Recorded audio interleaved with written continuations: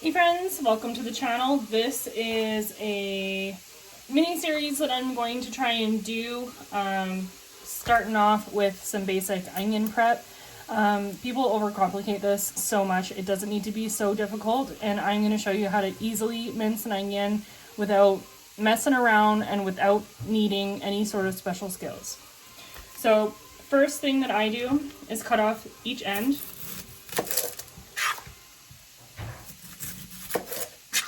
Cut the onion in half and peel off the outer edge. Now you see in like all these cooking shows and these professional chefs, they're always cutting the onions like this and then cutting them like this and then cutting like forget that.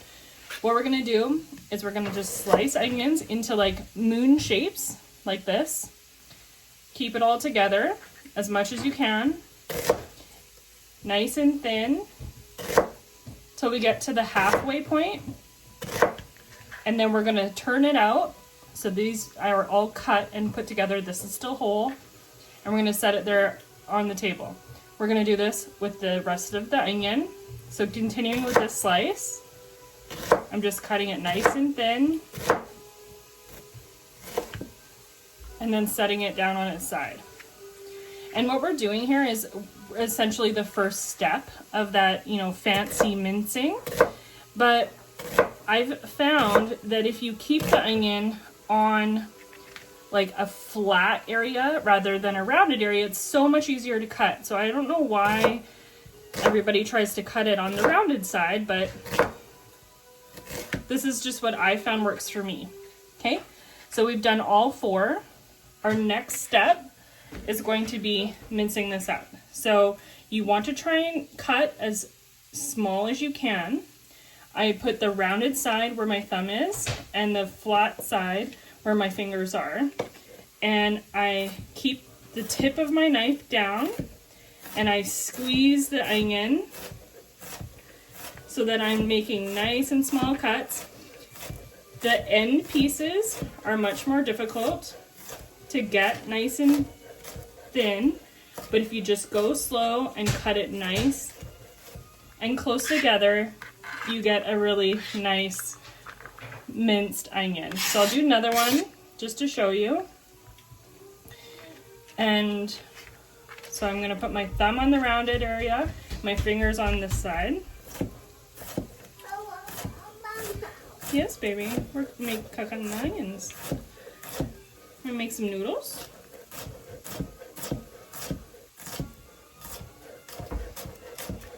And as you get to the end, you just kind of keep your knife moving. Don't cut your fingers and just keep it moving, and it'll turn out beautifully minced. So give it a try. If you're new at cooking, welcome to the chaos. If you are a professional or have been cooking a long time, let me know if this strategy helps you, and if you have any other tips or tricks on how to easily mince an onion without messing around. So this is garlic. As you can see, this is onion, but this is garlic. I keep it in the freezer and then I just pull it out as I need it. I do typically vacuum seal my garlic and then throw it in the freezer. But if you pull it out of the freezer and defrost it, it looks like this. It's a little bit different in color and the texture is a little bit different. But what we're doing today is how to chop the garlic. And what I usually do is crush it with my knife so it ends up going flat to the cutting board. And then I just chop through. Just like that. And that's all I do. The garlic pieces end up breaking up into smaller chunks as they're cooking or as they're, disintegrating in whatever sauce you're making or whatever, type of application you're adding them to. So I don't fuss and muss about like cutting them funny and like doing any of that. I just smush them really good and then give them a chop from the bottom to the top, and I'm done.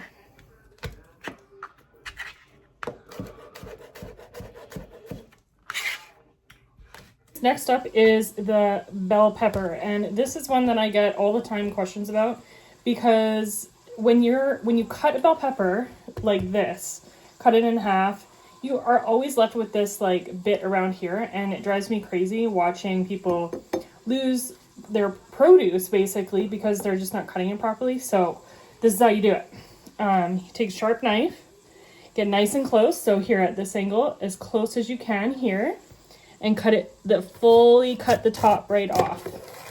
Okay, that was pretty much like a perfect spot. What I want is this part to come off because this is essentially garbage, and this is still edible. There's nothing wrong with this bell pepper.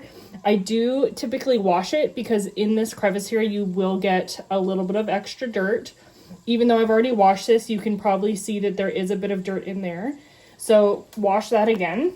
And then I go in with my knife. So this one has 3 quadrants. There's one here, and one here. So I go in between the quadrants. There's a little vein there, and you just stick your knife in and give it a wiggle on each side. And give it a wiggle. That one is a little bit tight. And give it a little wiggle. And that was the last one. Did you see it pop right out? And it comes right out of the bell pepper. So all your seeds, everything, this will go in our trash pile.